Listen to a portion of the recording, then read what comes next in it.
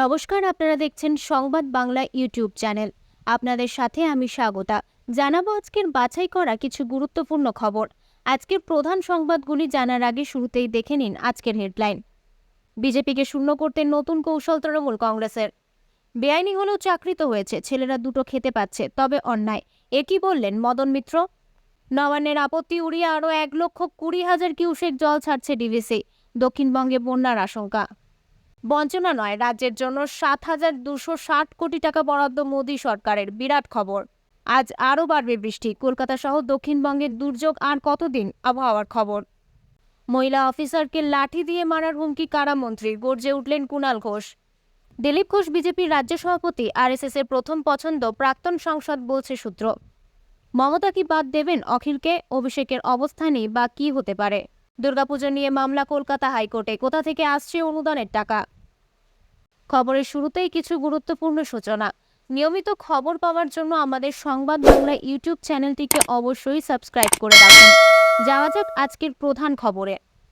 21 বিধানসভা নির্বাচনে 200 আসন জয়ের টার্গেট নিয়েছিল গেরুয়া শিবির, কিন্তু 77-এই থমকে গিয়েছিল বিজেপি। তারপর বেশ কয়েক বছর কেটে গিয়েছে। বিজেপির বেশ কয়েকজন বিধায়ক ফুল বদল টিএমসি করেছেন।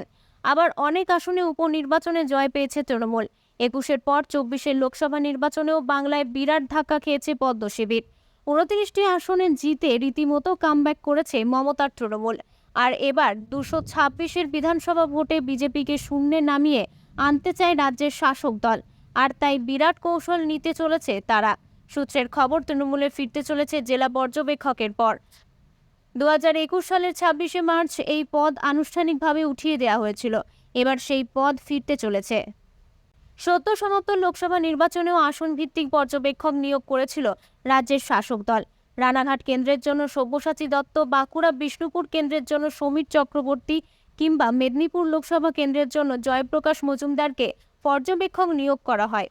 উত্তরবঙ্গের অলিখিত পর্যবেক্ষকের দায়িত্ব সামলাচ্ছেন অরূপ বিশ্বাসকে। নীতিশ নাইডুকে নিয়ে অস্বস্তি রয়েছে। এবার মোদী সহদের নয়া চিন্তা, শরিক আটওয়াল। এক্ষেত্রে বলে রাখা ভালো, অরূপকে কিন্তু আনুষ্ঠানিকভাবে পর্যবেক্ষক পদ দেয়নি তৃণমূল কংগ্রেস।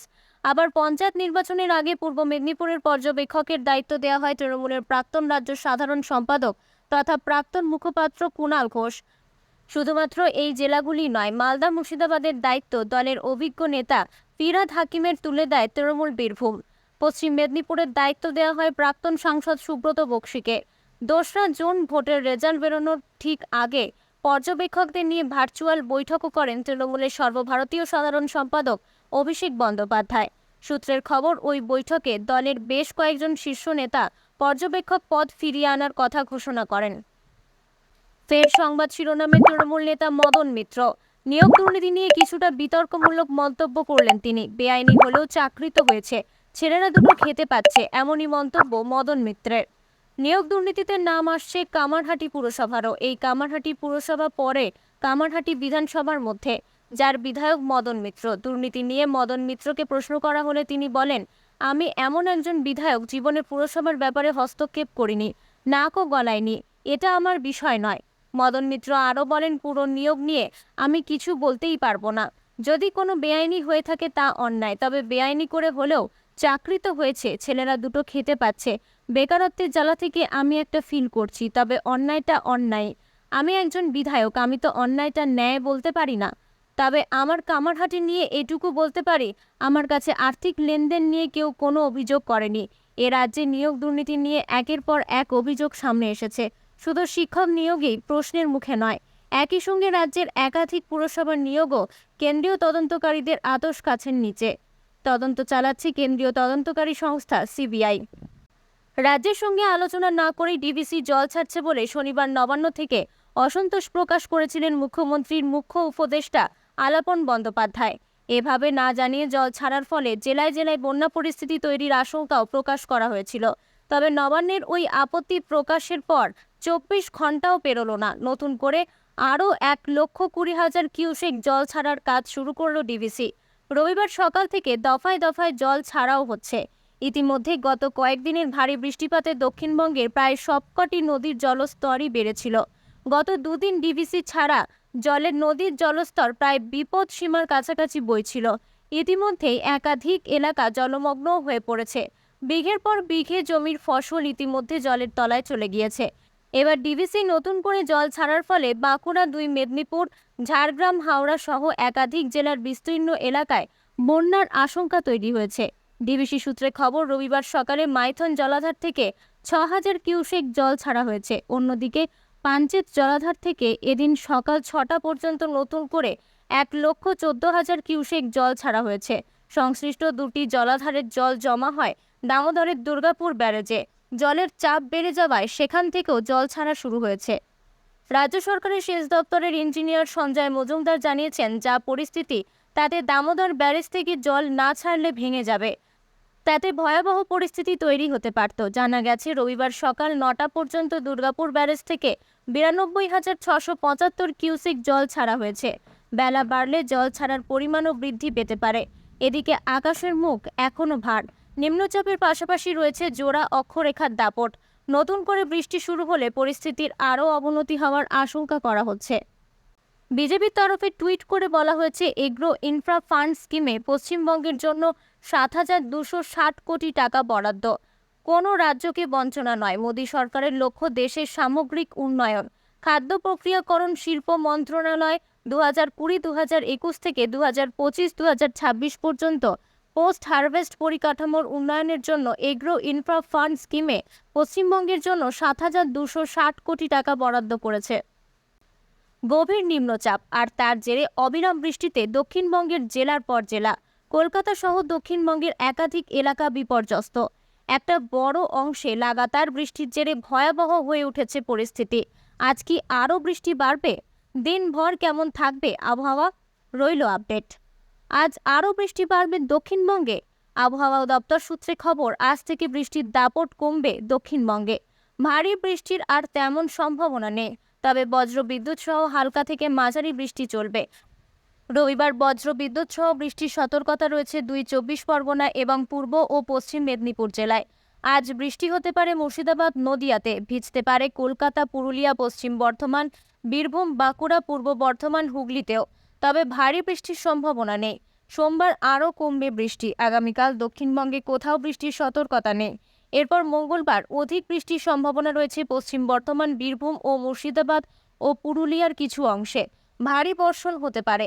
আজ কলকাতায় বজ্রবিদ্যুৎ সহ হালকা থেকে মাঝারি বর্ষণের পূর্বাভাস রয়েছে। তিলোত্তমার সর্বোচ্চ তাপমাত্রা থাকতে পারে 33 ডিগ্রি সেলসিয়াসের আশেপাশে।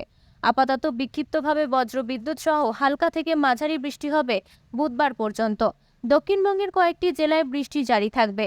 আজ রবিবার ভারী বৃষ্টির সম্ভাবনা রয়েছে উত্তরবঙ্গের কোচবিহার, আলিপুরদুয়ার এবং কালিম্পং জেলায়। সোমবার ভারী বৃষ্টির সম্ভাবনা দার্জিলিং, জলপাইগুড়ি, কালিম্পং, কোচবিহার এবং আলিপুরদুয়ারে।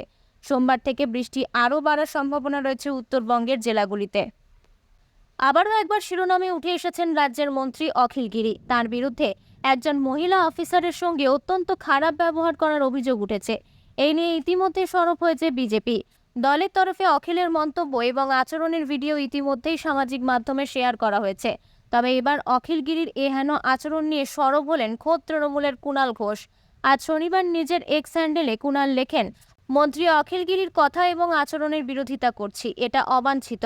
বন দপ্তর নিয়ে কিছু বলার থাকলে মন্ত্রী বীরবাহা হাঁসদাকে বলতে পারতেন। তার বদলে মহিলা অফিসারের সঙ্গে দুর্ব্যবহার দুর্ভাগ্যজনক। তবে সিপিএম বিজেপির এ নিয়ে বলার অধিকার নেই। ওরা এর থেকেও অনেক কুৎসিত কাজ বারবার করেছে। সামাজিক মাধ্যমে মন্ত্রী অখিল গিরির যে ভিডিওটি ভাইরাল হয়েছে, সেখানে দেখা যাচ্ছে অত্যন্ত কদর্য ভাষায় একজন মহিলা পুলিশ অফিসারের সঙ্গে কথা বলছেন তিনি। অখিল গিরি হলেন বাংলার কারামন্ত্রী। তবে এবার প্রথম নয়, এর আগেও নানা রকম মন্তব্য করে শিরোনামে উঠে এসেছেন অখিল গিরি। বঙ্গ বিজেপি যে ভিডিও প্রকাশ করেছে তাতে দেখা যাচ্ছে বাংলার মন্ত্রী অখিল গিরি এক মহিলা বন আধিকারিককে অকথ্য ভাষায় হুমকি দিচ্ছেন। আসলে অফিসার তাজপুরে উচ্ছেদ অভিযানে বেরিয়েছিলেন মহিলা অফিসার সহ অনেকে, কিন্তু মন্ত্রী অখিল গিরি যে এটি পছন্দ করেননি সেটা তার কথাবার্তা বা আচরণ দেখেই সকলে আন্দাজ লাগাতে পারছেন। মন্ত্রীকে এই বন কর্মকর্তাকে বলতে শোনা যায়, আপনি একজন সরকারি কর্মচারী, তাই কথা বলার সময় মাথা নিচু করে কথা বলুন। শুধু তাই নয়, মন্ত্রী হুমকি দিয়ে বলেন, ওই কর্মী যদি আবার এই বিষয়ে হস্তক্ষেপ করার চেষ্টা করেন তবে তিনি নিশ্চিত করবেন যে তিনি নিরাপদে ফিরে না আসেন। মন্ত্রী অখিল গিরিকে এও বলতে শোনা যায় তিনি তাকে লাঠি দিয়ে পেটাবেন। সরকারি জমি বেআইনি দখলদারদের ডাকে শনিবার ঘটনাস্থলে পৌঁছে যান মমতা সরকারের মন্ত্রী অখিল গিরি। তিনি ওই মহিলা অফিসারকে কটাক্ষ করে বলেন, আপনি একজন সরকারি কর্মচারী, তাই কথা বলার সময় মাথা নিচু করে রাখুন। ওই কর্মকর্তাকে হুমকি দিয়ে মন্ত্রী বলেন, 1 সপ্তাহের মধ্যে আপনারা দেখবেন কি হতে যাচ্ছে। আবারও রাজ্য বিজেপি সভাপতি হতে পারে দিলীপ ঘোষ, আরএসএসের প্রথম পছন্দ তিনি। ইতিমধ্যেই দিল্লি থেকে কলকাতায় গিয়েছে দিলীপের নাম, তেমনই বলছে বিজেপির একটি সূত্র। নাম প্রকাশে অনিচ্ছুক বিজেপি নেতা আরও জানিয়েছেন, দ্বিতীয় নাম হিসেবে দিল্লিতে গিয়েছে রাজ্যসভার সাংসদ তথা রাজ্য বিজেপির মুখপাত্র শ্রমিক ভট্টাচার্য। রাজ্য বিজেপিতে যে নতুন সমীকরণ তৈরি হচ্ছে তা আর বলার অপেক্ষা রাখে না। যদিও লোকসভা নির্বাচনের পর থেকে রাজ্য বিজেপি সভাপতি পদ নিয়ে জল্পনা বাড়ছিল, সুকান্ত মজুমদারকে কেন্দ্রীয় মন্ত্রী করায় সেই জল্পনা আরও উস্কে দিয়েছিল। আগামী ডিসেম্বরের মধ্যেই বাংলার বিজেপি পেতে চলেছেন নতুন সভাপতি। রাজ্য বিজেপির সফল সভাপতিকেই আবারও তার পদে ফিরিয়ে আনা হতে পারে বলেও সূত্রের খবর। সম্প্রতি দিলীপ ঘোষ নিজের জন্মদিনের দিনই বিধানসভায় গিয়েছিলেন। সেখানে তাকে সাদর অভ্যর্থনা জানান বিরোধী দলনেতা শুভেন্দু অধিকারী। রাজ্য বিজেপিতে শুভেন্দু আর দিলীপ সর্বদাই বিপরীত মেরুর বাসিন্দা বলেই পরিচিত। শুভেন্দুর বিজেপিতে যোগদানের পর থেকেই দিলীপ তার বিরুদ্ধে একাধিক মন্তব্য করেছেন, কখনো সরাসরি কখনো নাম প্রকাশ না করে তীর্যক মন্তব্য করেছেন। অন্যদিকে শুভেন্দু দিলীপের বিরোধিতা করেছেন বলে বিজেপি সূত্রে খবর। বিজেপি সূত্রের খবর, লোকসভা নির্বাচনে প্রার্থী বাছাইয়ের ক্ষেত্রে একটি বড় ভূমিকা ছিল বিরোধী দলনেতার। রাজ্য বিজেপির গোষ্ঠীকোন্দল প্রকাশ্যে এসেছে, তাতে আদতে যে দলের ক্ষতি হয়েছে তা বুঝিয়েছে দিল্লি। সূত্রের খবর, দিল্লির কেন্দ্রীয় নেতারাও শুভেন্দুর ওপর যথেষ্ট বিরক্ত, সকলকে সঙ্গে নিয়ে চলার পরামর্শও দিয়েছেন। অন্যদিকে লোকসভা নির্বাচনের পর থেকেই কিছুটা অন্তরালে থাকা দিলীপ ঘোষকেও সক্রিয় হতে নির্দেশ দেওয়া হয়েছে। তাতেই বদলে গেছে বিজেপির সমীকরণ। তারপরই জন্মদিনের দিনই দিলীপ যেমন বিধানসভায় গিয়েছিলেন, তেমনই গিয়েছিলেন সল্টলেকের দলীয় কার্যালয়ে। দুই জায়গাতেই তাকে অভ্যর্থনা জানানো হয়েছে। অন্যদিকে রাজ্য বিজেপির গোষ্ঠীকোন্দলে ইতি টানতেও চাইছে কেন্দ্রীয় বিজেপি। সেই কারণে দলের নেতা অমিতাভ চক্রবর্তীকেও পাঠানো হয়েছে বিধানসভায়। বিজেপির বিধায়ক আর বিজেপির সংগঠন যাতে একত্রে কাজ করে তারই চেষ্টা চলছে বিজেপিতে, তেমনই বলেছেন নাম প্রকাশে অনিচ্ছুক বিজেপি নেতা। শনিবার সকালে পূর্ব মেদিনীপুরের তাজপুরে যে ঘটনা ঘটেছে তাতে আন্দোলিত গোটা রাজ্য। কেন? কারণ দেখা গিয়েছে রাজ্যের মন্ত্রী অখিল গিরি বন দফতরের স্থানীয় রেঞ্জ অফিসার মনীষা সাউকে যা নয় তাই বলেছেন। মহিলা অফিসারকে হুঁশিয়ারি দিয়ে অখিল বলছেন, বেয়াদব জানোয়ার, আপনি আমাকে চেনেন না, এসডিপিওকে সমুদ্রে ছুঁড়ে ফেলেছিলাম, এমন ডাং দিয়ে পেটাবো না, বুঝবেন। কোনো মহিলা অফিসারকে এভাবে কথা বলা যে বেয়াদব ও নারী বিদ্বেষী তা নিয়ে সংশয় নেই। কেউই এভাবে কোনো মহিলার সঙ্গে কথা বলতে পারেন না, তার উপর অখিল গিরি আবার মন্ত্রী। রাজ্যের বর্তমান বনমন্ত্রী হলেন বীরবাহা হাঁসদা। তার দফতরের মহিলা অফিসারের সঙ্গে রাজ্যের প্রবীণ মন্ত্রীর এমন কুৎসিত আচরণ দেখে বীরবাহাও স্তম্ভিত। তিনি সাংবাদিকদের বলেছেন, ব্যাপারটা তিনি অবশ্যই মুখ্যমন্ত্রীকে জানাবেন। এখন কৌতূহলের বিষয় হলো অখিল গিরির ভবিষ্যৎ কী। পূর্ব মেদিনীপুরের রাজনীতিতে অখিল গিরি বরাবরই শুভেন্দু অধিকারী বিরোধী নেতা বলে পরিচিত। বস্তুত শুভেন্দুকে বাগে রাখতে কৌশলগতভাবে অখিলের রাজনৈতিক ওজন বাড়ানো হয়েছিল। তাকে রাজ্য মন্ত্রিসভায় স্থান দেন মমতা বন্দ্যোপাধ্যায়। শুধু তাই নয়, অখিলের ছেলে সুপ্রকাশ গিরিকে সাংগঠনিক দায়িত্ব দেওয়া হয়, তাকে কাঁথি পুরসভার চেয়ারম্যানও করা হয়। কিন্তু সেই অখিলের সাংগঠনিক ব্যর্থতার কারণে দলের শীর্ষ নেতারা এমনিতেই তার ওপর অসন্তুষ্ট। তাছাড়া অখিলের বিরুদ্ধে গোষ্ঠী রাজনীতির অভিযোগ রয়েছে।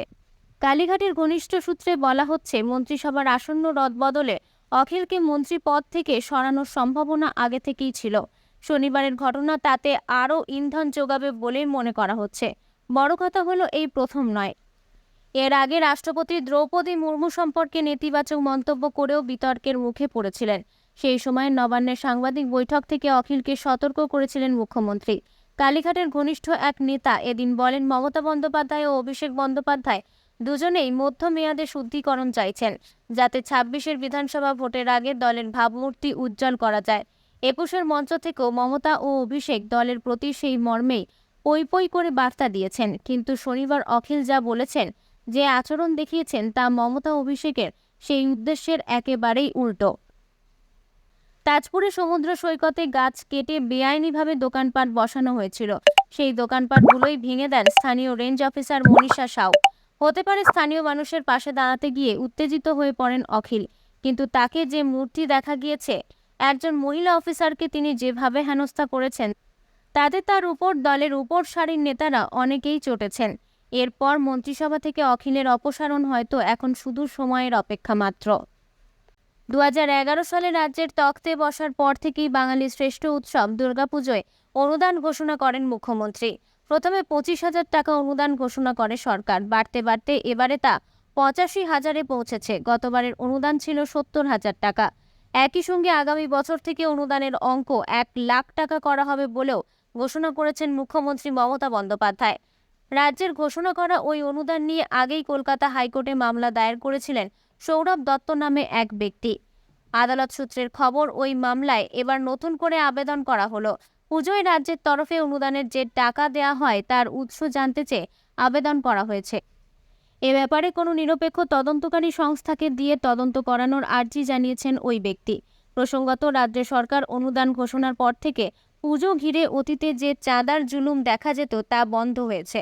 একই সঙ্গে রাজ্যের অনুদানের টাকায় বিভিন্ন ক্লাব থিমের প্রতিমা মণ্ডপ গড়েন। সেই সূত্রে দুর্গাপুজোকে ঘিরে ইউনেস্কো থেকে সেরা শিরোপাও পেয়েছে বাংলা। অতীতে এ ব্যাপারে মামলাও গড়িয়েছিল আদালতে, যদিও আদালতে সেই মামলা টেকেনি, কারণ আদালতে রাজ্য জানিয়েছিল দুর্গাপুজোর সঙ্গে বাংলার মানুষের আবেগ সংস্কৃতি জড়িয়ে রয়েছে। অনুদান বন্ধ করে দিলে অনেক পুজো কমিটির পক্ষে বাংলার এই সংস্কৃতিকে টিকিয়ে রাখা অসম্ভব হয়ে পড়তে পারে। এ ব্যাপারে মুখ্যমন্ত্রী মমতা বন্দ্যোপাধ্যায়েরও সুনির্দিষ্ট বক্তব্য রয়েছে।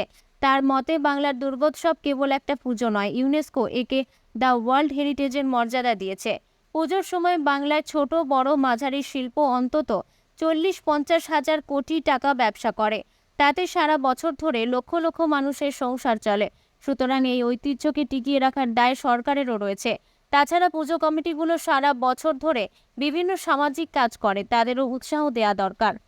আর্থিক অনুদানের পাশাপাশি গত বছর পুজো কমিটিগুলোকে ফায়ার লাইসেন্স মুকুব করা হয়েছিল। বিদ্যুতে মাশুল কিছুটা ছাড় দেওয়া হয়েছিল, এবারও সেগুলি বজায় রয়েছে। তার উপরে বিদ্যুতের ছাড় বাড়ানো হয়েছে খানিকটা, 66 থেকে 75%।